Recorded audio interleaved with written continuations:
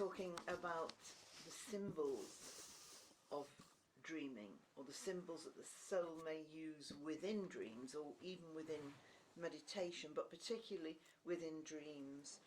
So symbols may not be exact, because the theatre of the unconscious is and the psyche as a whole in its more unconscious state needs the dream world and the symbols and the emotions of the dream world to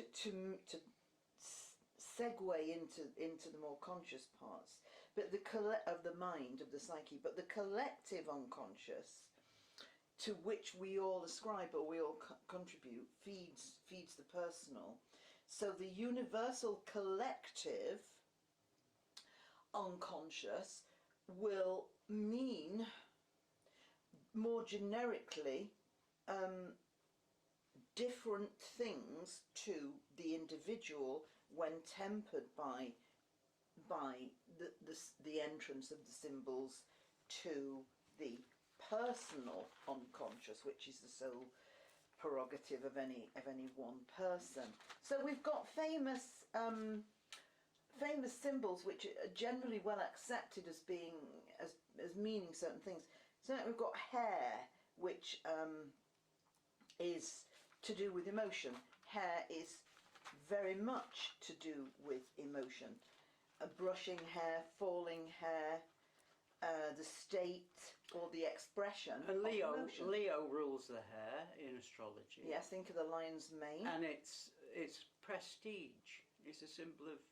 It can be a symbol of prestige, depending on the state of what the hair is in the dream and what exactly. is being worn on it.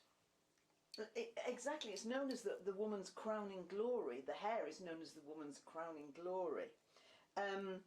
Vehicles, movement within the accessing or pace of life.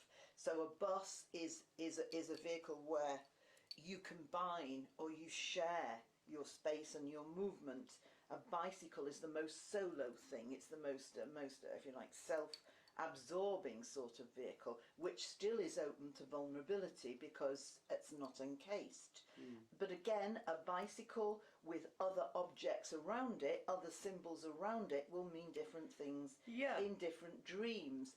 Houses, security of person, safety and comfort, or maybe the lack of these.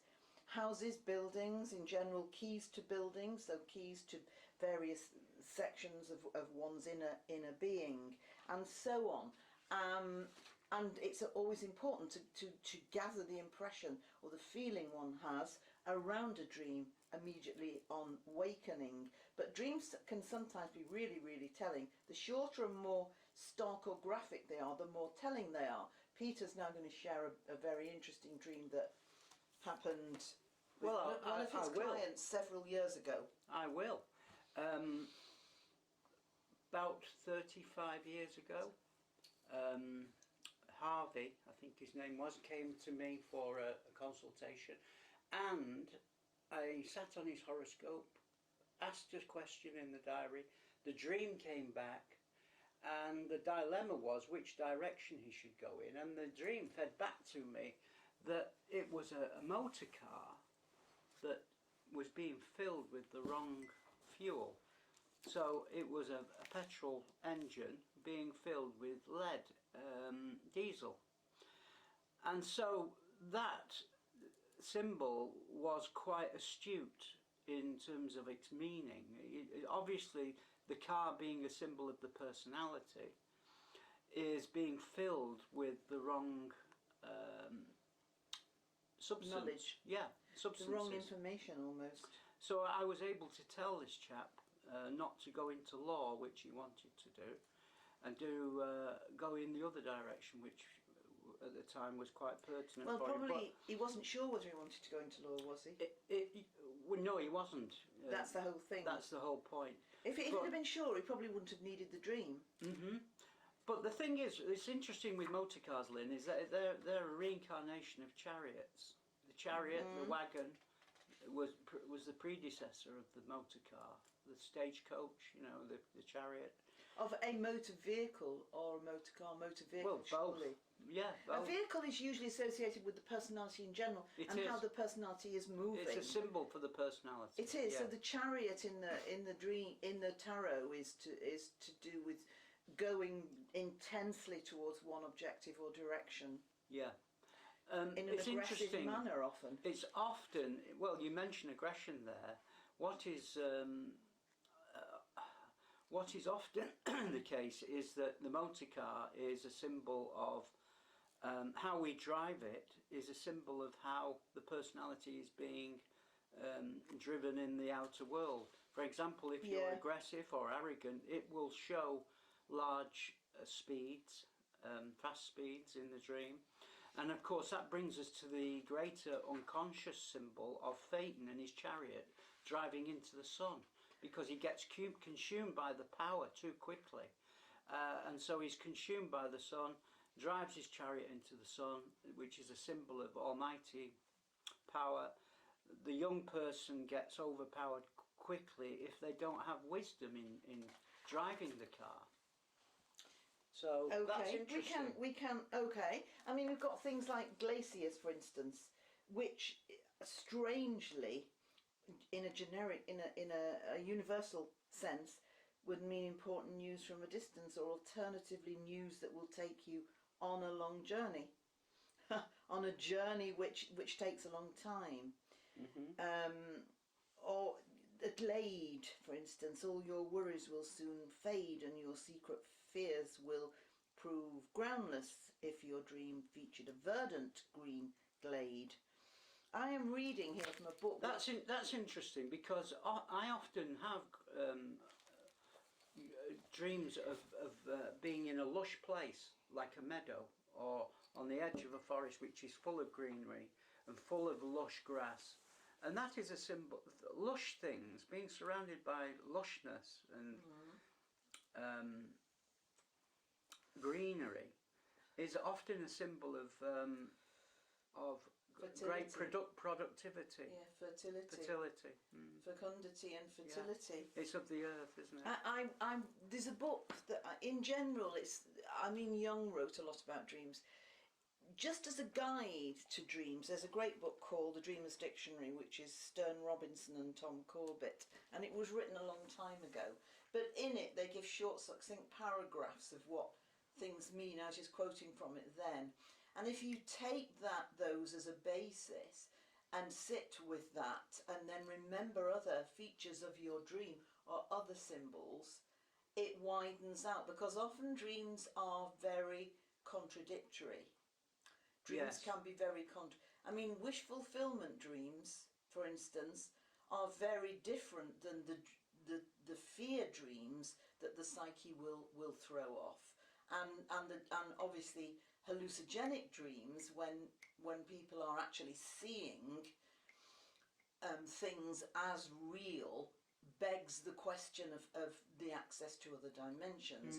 So you can't just write dreams off as like, oh yes, it's a very light network. I mean, it's not. And they can mean the opposite as well. For example, an empty purse or a wallet can augur a windfall. Yeah. In outer life, perhaps. Yes. That's just an example of how contradictory they can be. Yes. I mean, I think you can maybe influence yourself to dream if you intensify, or you dwell on, or you gaze on certain objects over a period of time, because those objects will appear in the dream, but they'll open up into other areas of the psyche. Yeah, this is the important point of this, is that if you have keywords and symbols that you can put under the hegemony of a star sign, like Leo, for example, or Libra. All the star signs are energy packages, archetypal energy packages, and all the words in our dictionary come under the hegemony of some of these energy packages. Like, for example... Do you mean the Cambridge Dictionary? Any dictionary, right, okay. in language. For example, then, here, I wrote down a dream many years ago, that the police, who are a symbol of control... Pluto and Scorpio. Yeah. Separating the noisy hooligans in the dream. And what this means is you have to take control of the unruly elements of your own mind.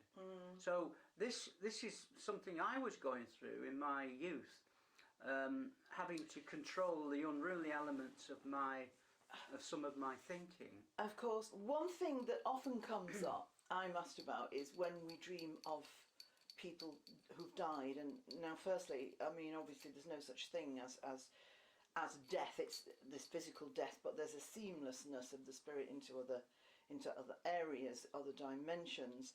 And I think it's the more we have connection with people who've died, the more we are trying to assimilate what those people have meant to us and to life in general, what they've done in life in general, here in 3D, in the physical.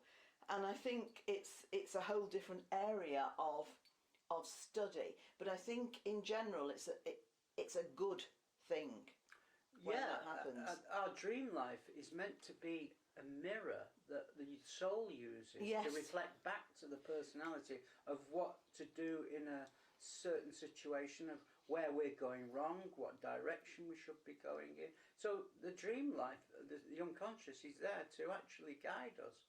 Of course. And Jung, as you mentioned, the unconscious is 90%, only 10% roughly is conscious.